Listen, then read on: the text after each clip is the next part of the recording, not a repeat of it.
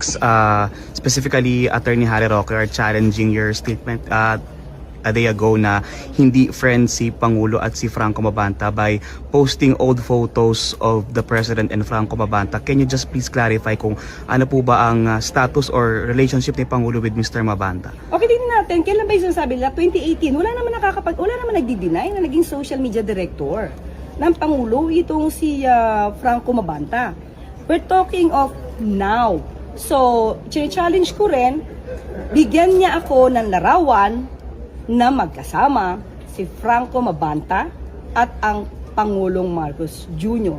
Lalong-lalo na sa kanyang wedding kung saan ang mga kasamahan niya ay parang nagagawi sa tinatawag na DDS.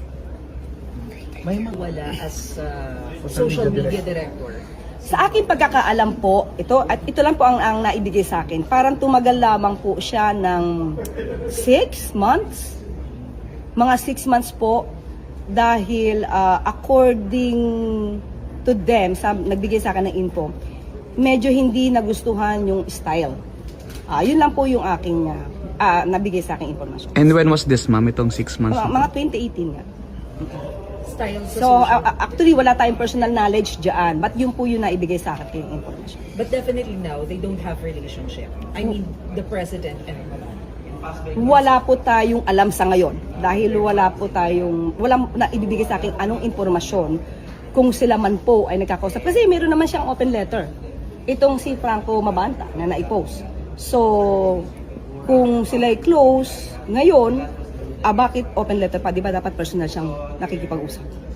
6 months, you said, yung tinagalan. Yun ang binigay sa atin. Yun ang binigay na informasyon. Mga 6 months. More or less, mga 6 Did not months. play a role in the campaign. Sa 2022, kasi 2018 yun eh. So kung more or less 6 months, mukhang hindi na. Yun ang aking pagkakaalam, okay? Yun lang ang aking pagkakaalam. Salamat, ma'am. Thank you.